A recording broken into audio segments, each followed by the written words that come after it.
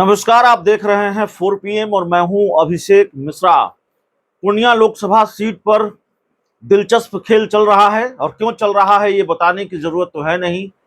मुकाबला त्रिकोणीय है, लड़ाई त्रिकोणीय है और इसको त्रिकोणीय बना दिया है पप्पू यादव की जिद ने, पप्पू यादव की बगावत ने और पप्पू यादव की कुर्बानी ने।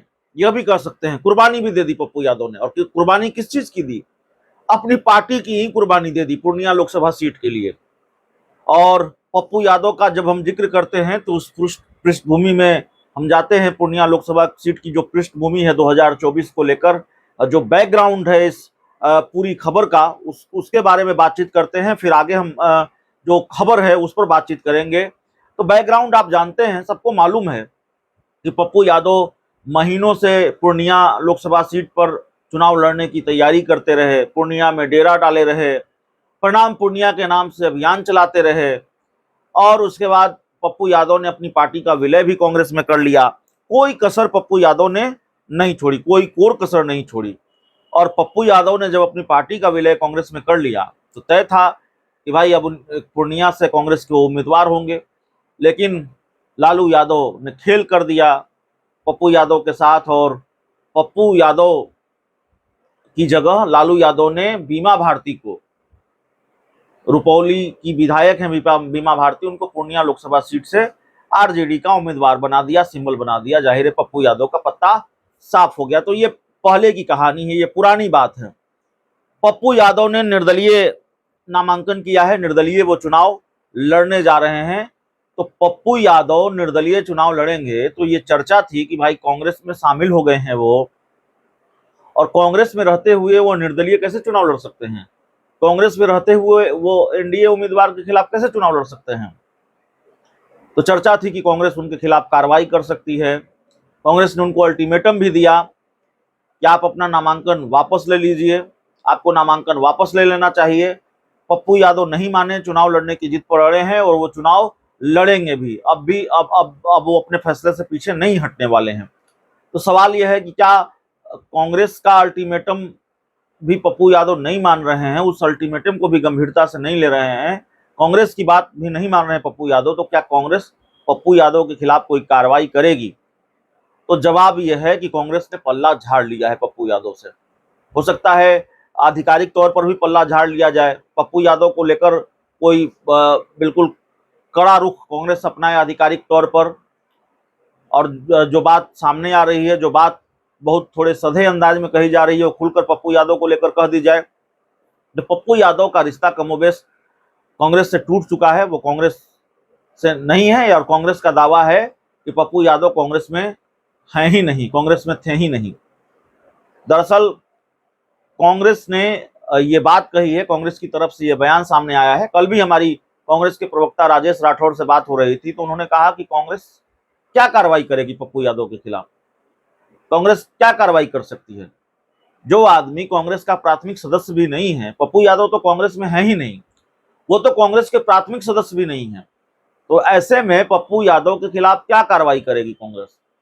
तो जाहिर है कांग्रेस ने कह दिया कि भाई हम कोई कार्रवाई नहीं कर सकते, वो हमारे हैं ही नहीं, वो हमारी पार्टी में है ही नहीं, हमारी पार्टी के प्राथमिक सदस्य भी नहीं है, तो हम उनके खिलाफ क्या कार्रवाई करें? तो पप्पू यादव से कांग्रेस ने पल्ला झाड़ लिया है। गेंद अब लालू यादव के पाले में है।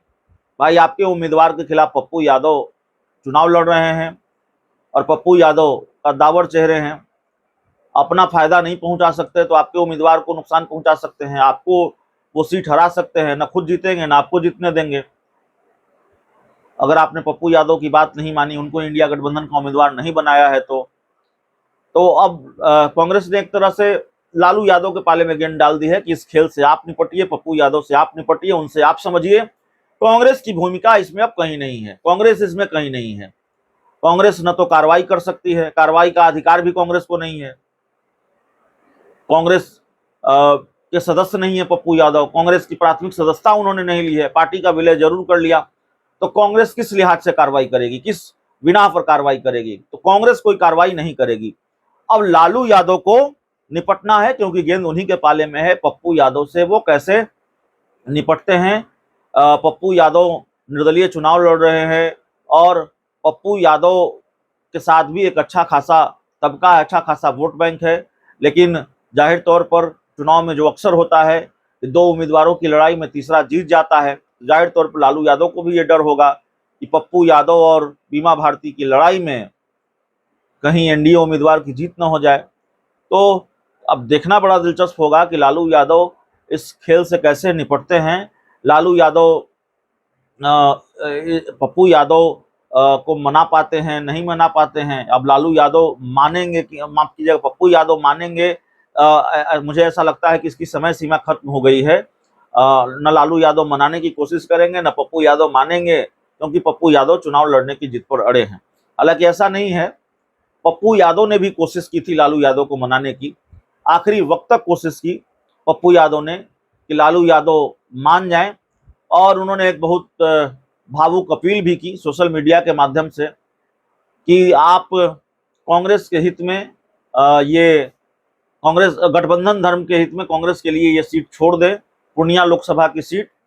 लेकिन जाहिर है लालू यादव को ये बात नहीं माननी थी। बात ही माननी होती तो वो पप्पू यादव की जगह बीमा भारती को पूर्णिया लोकसभा सीट से सिंबल क्यों दे देते। तो जाहिर है पप्पू यादव के साथ लालू यादव ने खेल किया, तो पप्पू यादव ने भी खेल कर दिया वो पूर्णिया लोकसभा सीट से। और जाहिर तौर पर पप्पू यादव को चुनाव लड़ना भी था। उन्होंने वहां रैली की, प्रणाम पूर्णिया के नाम से अभियान चलाया।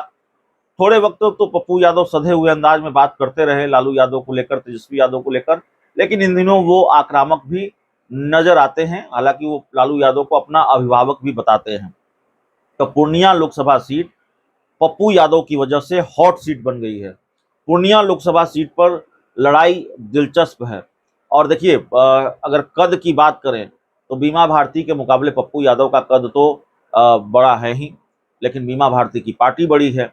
लालू यादव के पास एक खास वोट बैंक है, मुस्लिम यादव वोट बैंक, और लालू यादव खुद बीमा भारती के साथ हैं, तो इस लिहाज से उनका पलड़ा भारी है। लेकिन पप्पू यादव भी कोई बहुत कमजोर उम्मीदवार नहीं है।